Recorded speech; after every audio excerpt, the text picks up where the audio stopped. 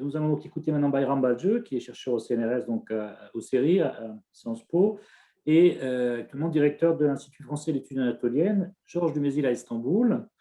Donc Bayram va présenter une présentation sur le thème la gestion de la Covid-19 en Turquie, la dimension religieuse. Voilà Bayram. Bien, chers amis, chers collègues, bonjour à vous tous. C'est un plaisir de participer à ce panel aujourd'hui qui est extrêmement intéressant. Je voudrais avant tout remercier mes collègues Yami Nicolas Monceau, mais aussi Hinde Hedi Azema et Eric Roubi pour l'organisation de ce panel. Ce matin, donc, tout à l'heure, la question politique a été bien présentée par Nicolas. En ce qui me concerne, je vais me limiter à la dimension purement religieuse. Et avant ça, permettez-moi de faire une toute petite publicité pour notre institut, notre dossier, parce qu'on a contribué, on a produit un ouvrage Open Edition sur là-dessus que j'ai distribué tout à l'heure. En principe, vous avez dû le recevoir en PDF. Donc, sinon, vous allez sur le site de notre institut. Il est en libre accès. N'hésitez pas, il fait un dossier assez complet, une présentation complète de la situation en Turquie depuis un an.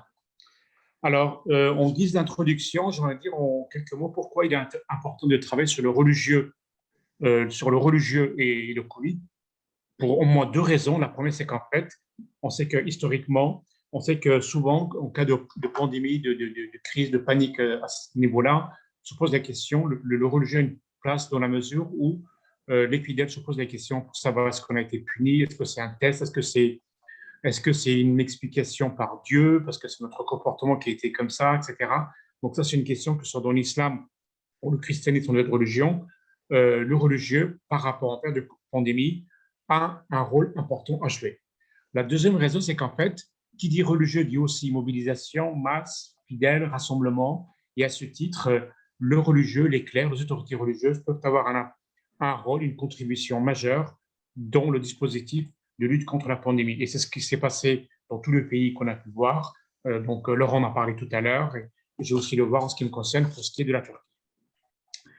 Alors, pour ce qui est de la Turquie, avant de parler donc dans le vif du sujet, l'hypothèse que j'ai développée dans le dossier nous avons publié, c'est qu'en fait, le comportement de religion en Turquie, l'ensemble de l'islam en Turquie, son comportement pendant la pandémie, a bien prouvé qu'en Turquie, on est dans un système où le religieux est complètement dominé au service du politique. Donc, ça a été une belle confirmation. Et ça a montré aussi que, globalement, c'est un raisonnement, une vision positive, raisonnable, rationnelle qui a prédominé dans le comportement du religieux pendant cette pandémie. Alors, quand on parle l'islam turc, c'est plusieurs choses. Il n'y a pas une unité, il y a une diversité d'islam en Turquie. C'est que, d'abord, il y a ce qu'on appelle l'organisme officiel, la Diyanet, donc la Direction des affaires religieuses, qui est une espèce de ministère des affaires religieuses, du culte, en quelque sorte, qui est la bureaucratie officielle et l'organisation de l'islam officiel en Turquie, la Diyanet. Mais l'islam turc, c'est aussi beaucoup de confréries. Il y a notamment les Nakşibendiya. Nakşibendiya a plusieurs filiales, plusieurs branches en Turquie. Je ne vais pas entrer dans les détails, mais il y en a beaucoup. Mais il y a aussi d'autres confréries, notamment la Kadiriya. Et il y a aussi, l'islam turc, c'est aussi beaucoup de sectes, d'autres ordres. C'est aussi beaucoup d'intellectuels qui ont un impact, une influence considérable sur le comportement des fidèles. Mais c'est aussi des journaux, des sites web et des gourous et parfois aussi des charlatans. Ils font parler. Et quand on parle de pandémie, c'est important de savoir aussi ce que pensent les charlatans.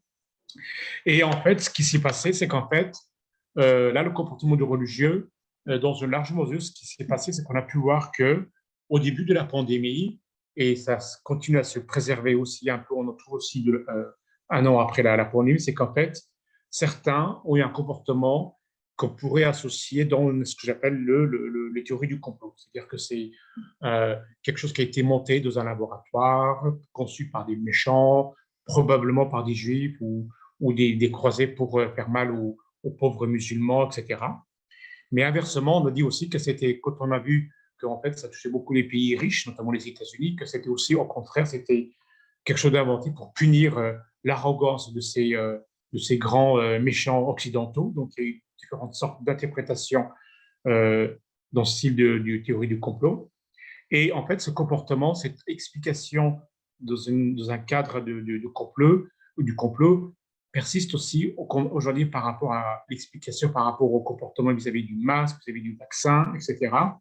Et là, on a eu quelques intellectuels qui ont beaucoup d'influence, notamment quelqu'un qui s'appelle Abdurrahman Dilipak, qui a beaucoup d'influence dans le pays, qui avait été très proche aussi de l'AKP. Eh bien, ça n'a pas empêché, pendant la pandémie, de prendre ses distances par rapport par rapport aux ordres préconisés par le pouvoir, pour dire au contraire qu'il y avait une espèce de complot et qu'il ne fallait pas appliquer les mesures du gouvernement, notamment en matière de port du masque, en matière de vaccins et en matière de confinement à la maison. Et de ce fait, on a pu avoir quelques gens comme ça, de sa mouvance, mais tout l'islam non officiel n'a pas eu cette attitude. Au contraire, on a pu voir certaines tendances, certaines confréries, certaines tariqats, au contraire, faire preuve de raison, de rationalité, et parfois même reprocher au gouvernement de ne pas avoir été assez précautionneux, assez attentif dans la gestion du Covid. Donc, si vous voulez, c'est ça pour vous montrer que le spectre religieux turc est assez varié et que même parmi l'islam non officiel, on a pu trouver des comportements, des attitudes complètement tout à fait variées. Là, j'aimerais m'arrêter un peu sur le cœur du sujet, c'est-à-dire sur comment comment l'État avec l'islam turc a été amené à gérer la question du Covid.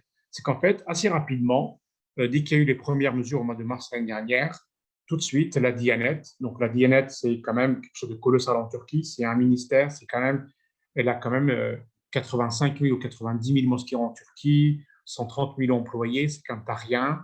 Il y a quand même des mosquées qui sont disséminées dans tout le pays, des écoles coraniques, des écoles des lycées, c'est une chaîne de télévision, c'est des médias, c'est des publications, c'est des éditions, c'est considérable.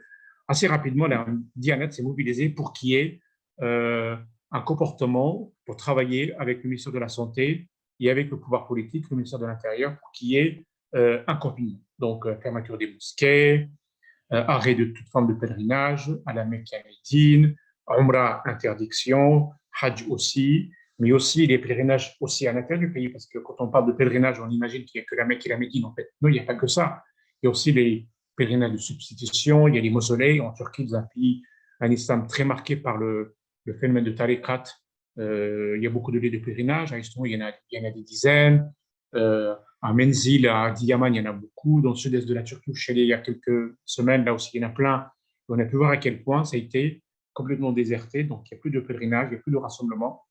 La Diyanat a décidé et continue de ne pas ouvrir les mosquées pendant le Ramadan. Il n'y a pas de prière collective. Il n'y a pas de iftar. Le iftar collectif, c'est fini, ça n'existe plus du tout. Ce qu'on appelle la prière de Tarawih, donc après la rupture, là aussi, il n'y en a plus du tout, ça continue. Tout ça, en fait.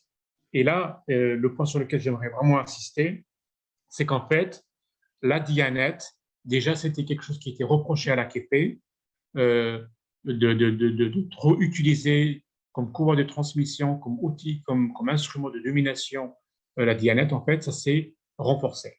Et le pouvoir de l'AKP, Erdogan, depuis qu'il est au pouvoir, beaucoup plus que les autres gouvernements, a utilisé la Diyanet, y compris de sa politique extérieure, pour s'adresser à des musulmans en Europe, en France, en Allemagne, mais aussi pour exporter une certaine vision de l'islam turc dans les Balkans, en Asie centrale, en Afrique, pour ouvrir des mosquées, pour, pour préconiser, pour diffuser la norme turcique, la norme turque de pratique de l'islam.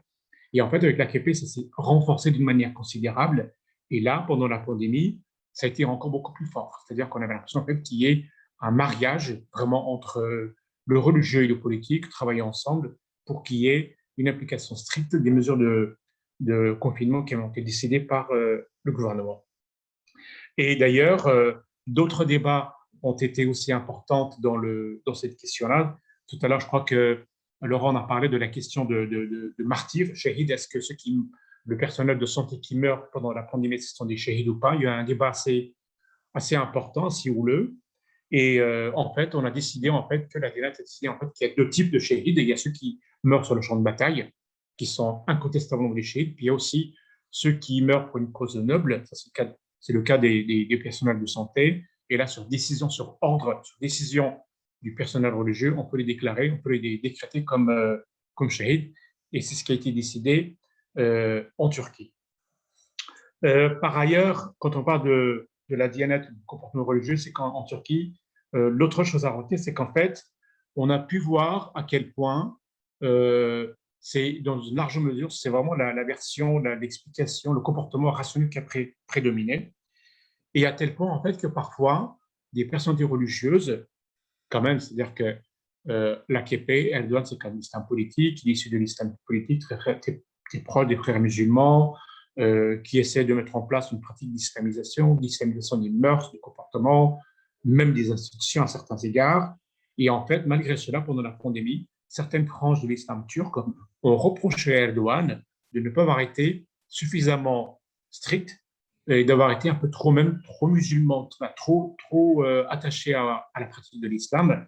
Et là, je donnerai un exemple précis, c'est-à-dire qu'en fait, ils ont organisé un iftar VIP au palais présidentiel de Erdogan, parce qu'il fallait quand même montrer qu'il y avait la pratique, l'importance de l'islam pour le pouvoir. Et en fait, ça, c'est une mesure qui a été très critiquée, pas seulement par les laïcs en Turquie, ça c'était évident, mais même par certains groupes de l'islam. C'est quelque chose qu'ils ont vraiment très critiqué et c'est assez important à souligner.